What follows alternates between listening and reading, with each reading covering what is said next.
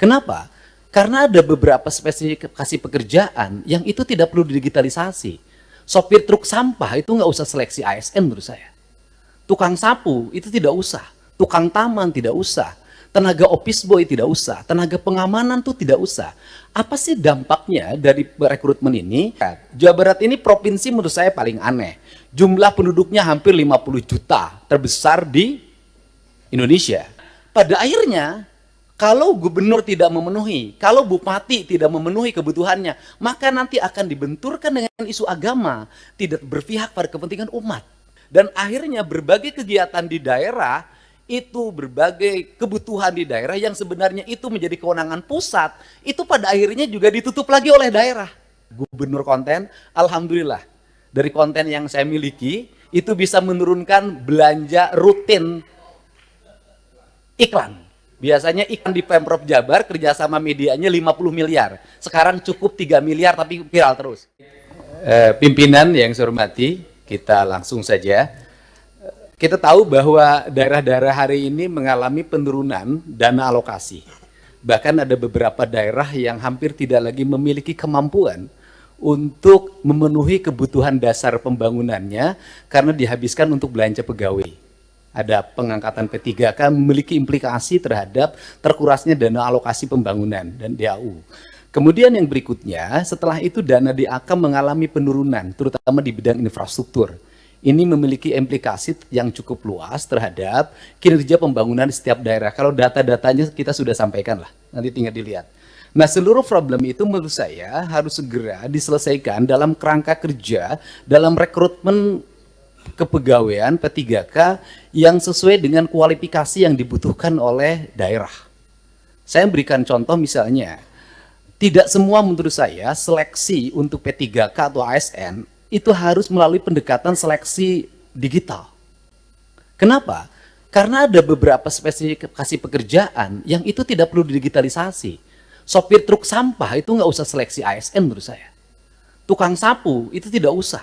Tukang taman tidak usah. Tenaga office boy tidak usah, tenaga pengamanan tuh tidak usah. Apa sih dampaknya dari rekrutmen ini? Yang pertama dari sisi rekrutmennya terjadi rekrutmen ASN dan P3K, tetapi di sisi lain kebutuhan yang dibutuhkan oleh daerah dan provinsi itu tetap dilakukan. Pada akhirnya ngangkat lagi melalui outsourcing. Ini pertama pendekatan. Kemudian yang kedua, bahwa BUMD pasti kualifikasinya nanti data disampaikan, ada sehat, ada dalam kategori sehat banget, ada yang dalam kategori tidak sehat. Yang tidak sehat kami lagi lakukan audit investigatif, kemudian nanti akan dilakukan 2 pilihan, diteruskan atau ditutup. Nah, problem dari BUMD itu di daerah itu satu saja, BUMD diisi oleh tim sukses. Itu problemnya, sehingga profesionalismenya dikesampingan. Rambu-rambu ini harus segera dibangun dengan baik.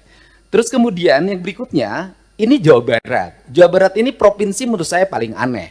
Jumlah penduduknya hampir 50 juta, terbesar di Indonesia. Tetapi jumlah desanya kecil dibanding Jawa Tengah. Jumlah kelurahannya kecil dibanding Jawa Tengah. Jumlah kecamatannya kecil dibanding Jawa Tengah. Sehingga desa di Jawa Barat ada yang menanggung penduduk satu desa 150.000. Nah, komposisi dana desa itu pendekatannya tidak seperti itu. Tetap saja pendekatan-pendekatan normatif daerah. Ini yang harus segera dilakukan evaluasi.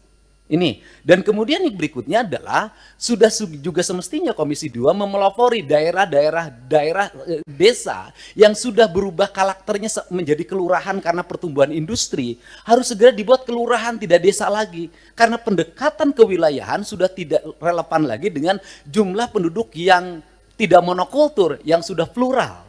Yang perlu dilakukan pendekatan birokratif bukan berdasarkan pendekatan politik.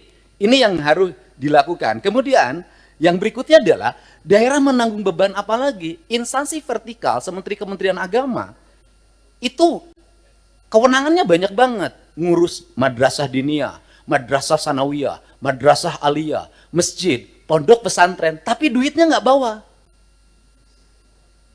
Nah, pada akhirnya kalau gubernur tidak memenuhi, kalau bupati tidak memenuhi kebutuhannya, maka nanti akan dibenturkan dengan isu agama, tidak berpihak pada kepentingan umat. Padahal di satu sisi dia masih memiliki kewajiban-kewajiban terhadap sekolah SD negerinya masih roboh, SMP negerinya masih roboh, SMA negerinya masih roboh. Nah problem seperti ini kalau dibawa ke wilayah politik DPR, maka kita akan mendominasi kepentingan ini dibanding kepentingan internal kita yang menjadi kewajiban dasar kita. Untuk itu nanti ke depan Kementerian Agama harus jelas.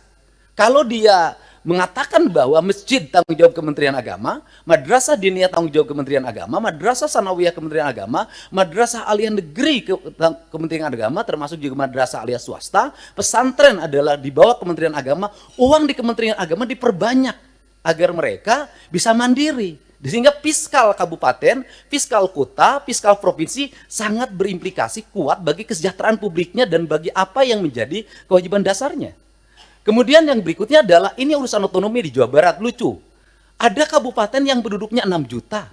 Ada kota yang penduduknya hanya 250.000, tapi berbatasan.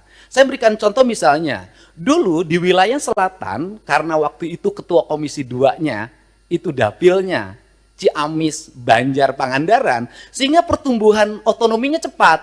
Kabupaten Pangandaran, kota Banjar, Kabupaten Ciamis.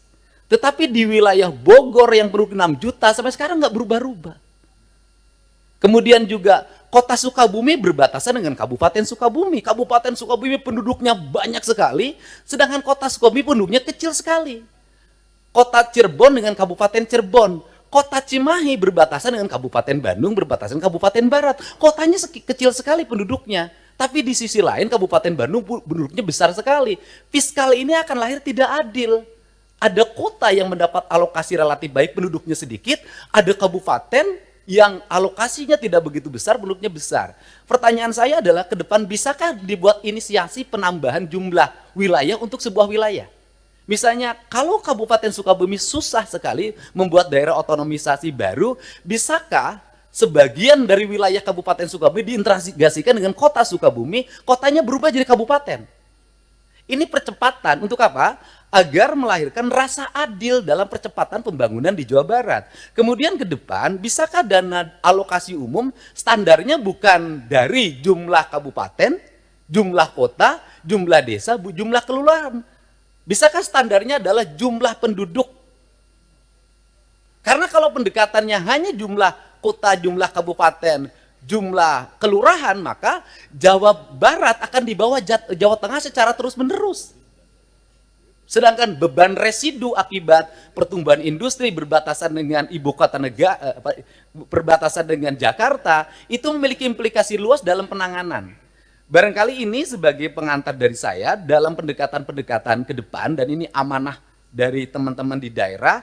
Semoga kebuntuan-kebuntuan ini bisa dilakukan percepatan-percepatan. Karena apa? Karena daerah diperlukan upaya-upaya kita untuk melakukan perubahan-perubahan, tidak boleh secara terus-menerus dengan pola monoton seperti ini. Nah, yang terakhir misalnya hari ini daerah harus beratraksi.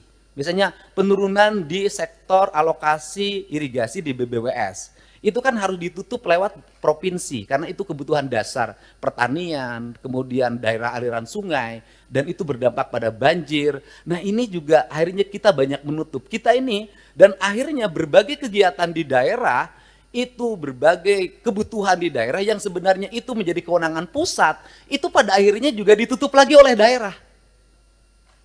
Ditutup lagi oleh daerah. Ini barangkali sebagai gambaran umum, saya ucapkan terima kasih. Semoga pertemuan ini memberikan manfaat. Dan terakhir, tadi Pak Gubernur Kaltim mengatakan gubernur konten. Alhamdulillah, dari konten yang saya miliki, itu bisa menurunkan belanja rutin iklan. Biasanya iklan di Pemprov Jabar, kerjasama medianya 50 miliar. Sekarang cukup 3 miliar, tapi viral terus. Terima kasih.